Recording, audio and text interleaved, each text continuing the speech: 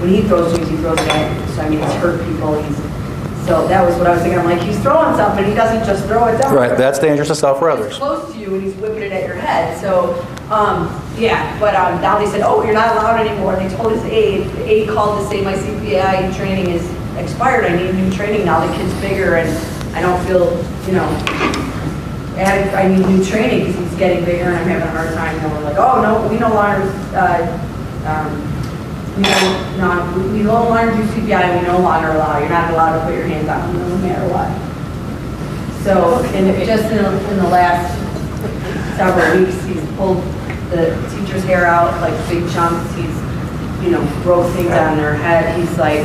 And if you called downtown, you'd talk to somebody else, you'd probably get a different answer. Right. And that's the other you know, that's, I mean... But then I was interested to hear what you said, because I said, well, there's something's got to give. You have to look at safety, because when the kid is... he has to be restrained because he's doing things that or other kids that are in the room are at risk because he's... That could also be a misunderstanding on the part of somebody. One of the things that CPI, a number of schools are beginning to look at restraint strategies and programs beyond CPI. CPI is the largest, therefore it's the biggest target. So what's happened with CPI, those of you that have, CPI is Crisis Prevention Institute, it's out of Milwaukee. They do an incredibly good job on the verbal de-escalation, lovely program for that. They're hands-on when it actually gets to restraint. Because they are the biggest, they get the most lawsuits. Somebody gets hurt. The next thing that happens, the next time the book comes out, that restraint technique has been removed. Just like anybody else, CPI is protecting CPI. So if there's been issues, they take that restraint technique out. What they've got left is a shell of intervention strategies that oftentimes don't provide enough tools to do the job. So a lot of districts are saying we need to look beyond CPI. So like there's PROACT is another big, it's out of California, but they have a Wisconsin contingency. Doug Smith out of West Virginia has a big So there are other ones that are nationally recognized as certificate. Some school districts are beginning to look at those because CPI has just simply lost a lot of its... Yeah, and for me it was whatever. He did some training and I thought, you know, it's just been a frustrating situation, but you don't want to... Yeah, it's tough. It doesn't have to be CPI, just something. Yeah. So, all right. What we're going to do is we're going to collect these sheets. I know we're losing time here, and I want to have a couple minutes for question and answer, but I want to show a couple things. I know we didn't get to all the groups. I'm sorry. I'm sure most of you are going, phew. All right. All right. There are a couple of things. One is this blueprint. Somebody said, where is this blueprints? Blueprints is available through the Wisconsin Department of Public Instruction website. You can either go to this long www thing, and it's in your book, and get it, or you can simply go, once you get to Wisconsin Department of Public Instruction, they have their own small search engine. Just put in the word blueprints, it'll take you right to this. Some of the other things you might want to put in, they have a assessment for behavior disorders. They actually have gone through all of the basic assessment strategies for behavior disorders, the tools, you know, Achenbach, different things, and looked at the strengths, weaknesses, who they were normed for. So if you're looking at how we assess kids for behavior problems, good material there. They also have a nice set of fact sheets for mental health issues. So if I'm dealing with a kid who's got bipolar, what are some of the things we know we can do and are effective in school? So all free, just make sure you have ink in your printer. All right, the other thing I want to show you,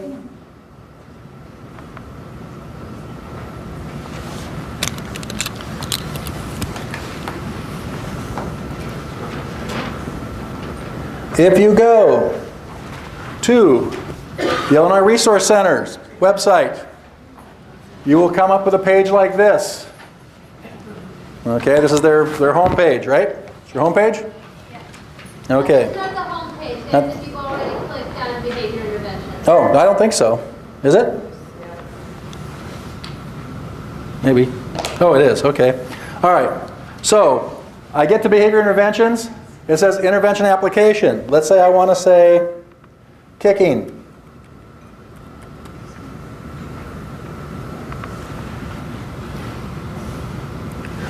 All right, and he's kicking to get attention from adults.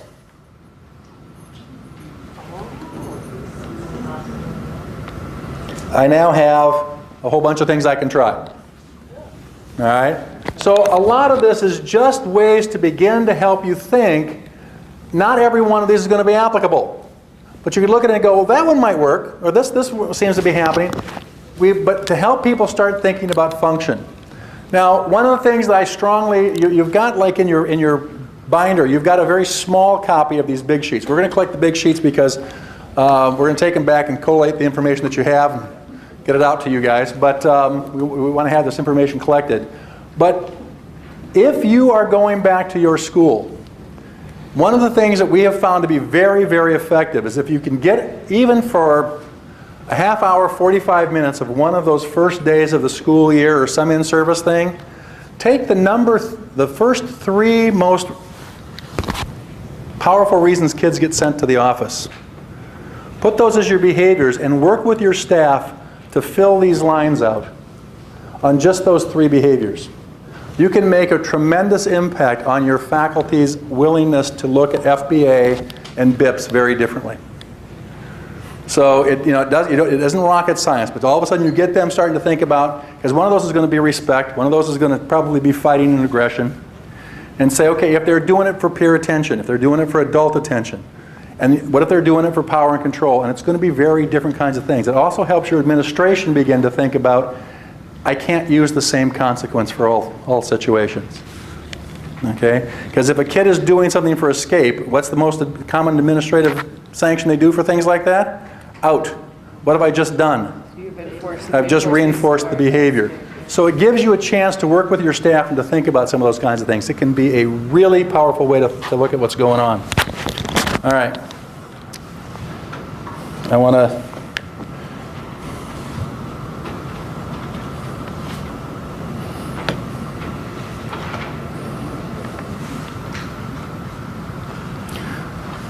All right. Remember that next time I come, next April, we're going to spend, at least if I can get this approved, we're going to spend the entire time kind of talking about how do we talk to teachers. All right. If I'm going to change behavior, whose behavior has to change first? The teacher's behavior. We've done this before, but we'll just do this really quickly. Again, I would be willing to bet you, even in this room right now, at least one of you is a screamer. Okay? Which may not be as effective with a kid with a hearing impairment. I don't know, okay? Although you put that FM thing, it probably works pretty good too. All right. My gut level is if I go to your teacher's lounge, I don't hear somebody going, wow, heard you screaming all the way down the hall. Anything I can do to help? I don't see the principal going, heard you screaming all the way down the hall. Is there any way I can give you more support? What do we hear in the teacher's lounge? It was that Anderson kid. Yeah, I had the brother. The whole damn family's like that. Right? We almost support that behavior. Okay? Now, why is that teacher screaming? Huh? What? Because of the Anderson kid. Because of the Anderson, okay? They're frustrated. They probably weren't sitting around there going, you know what, I've got to have a job. I've got to pay rent. Damn, what do? I scream pretty good. Where can I get a job that screaming? Well, I'll be a teacher. They'll pay me to scream. This is wonderful. All right? That's probably not why they're screaming. Right? They're frustrated. That we would allow an adult to be that frustrated and not do anything about it should be a dilemma for us. But we don't seem to be bothered by it at all. And who has to face that screamer? The third graders. That we will send a group of third graders in to deal with an adult none of us have the courage to talk to. Again, should be a problem for us. Okay? So, we've, different examples here, and I'll throw this, and I'm going to talk really quickly about some stuff we'll talk about next time, but if you take data, we'll look at some of that, we talked a little bit about it this time, but we'll do a much better job next April. Collecting data and looking at ways to collect data. So this happens to be a student who talks out. And some of you have seen this before, all right? So the first time the student talks out, what does the teacher do? Well, she gives a verbal reprimand. That's one. Next time the student talks out, verbal reprimand. Next time the student talks out, teacher does nothing. 2 equals planned ignoring. Next time the student talks out, reprimand again. Third time the student talks out, what's for lunch? Teacher says hamburgers and French fries. Do we ever do that? Sure, so they got a positive response. Reprimand, reprimand, nothing. Reprimand, positive, positive, reprimand, nothing. What's going on here? Okay, inconsistent. More importantly, again, I use the example, many of you have gone and put $1 in a Coke machine, push a button, no Coke comes out. You bang the machine a little bit, you put a second dollar in, no Coke comes out. How many put a third dollar in? All right, but you go to a slot machine, put $1 in, push a button, nothing comes out. What do you do? Put another dollar in, push a button, nothing comes out. What do you do? Put another dollar in, because every now and then the slot machine pays off. Guess what most of us are? Slot machines. We need to help teachers realize they're slot machines. Okay? So we're going to look at ways to actually display behavior and talk to them. We're then going to use some information. We're going to I'm going to bring a videotape. We're going to see a teacher who's interacting with a child. And then I'm going to make one of you play the role of the teacher. And we're going to actually start giving feedback about what did we just see? What were the strengths in what you did? What were some of the weaknesses in what you did? We'll look at collecting data on that. But we're going to talk about, and I'll just throw this out here because it's a great book. There's a book called The Skilled Helper. It's by a man named Gerard Egan. The book has been around, I think it's in like its 10th edition now. So if you go on half.com, you can probably pick the older editions up for about 50 cents. All right? What Gerard Egan did is that there was a man named Kharkov who went out and looked at how therapists work with clients. And what he found was that therapy is not a benign process. If you go to a therapist, they will either help you or they will hurt you. And unfortunately, most will hurt you.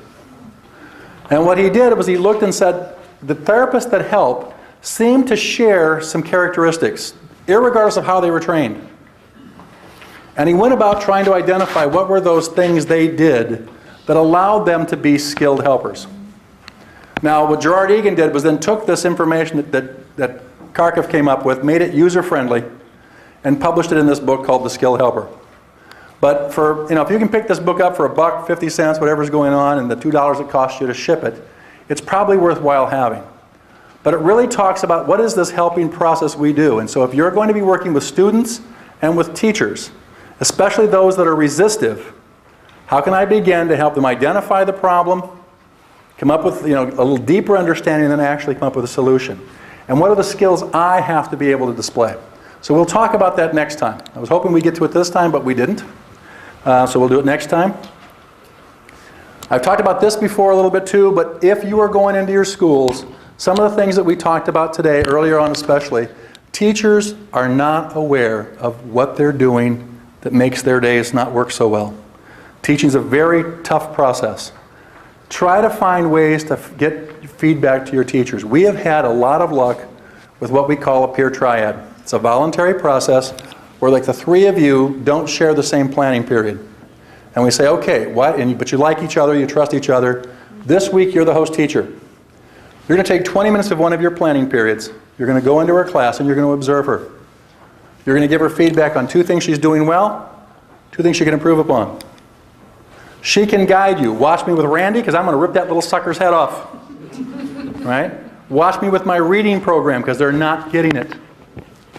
Later in the week, you're going to go in during 20 minutes of your planning period, and you're going to watch her. So you're going to get feedback from 2 of your peers.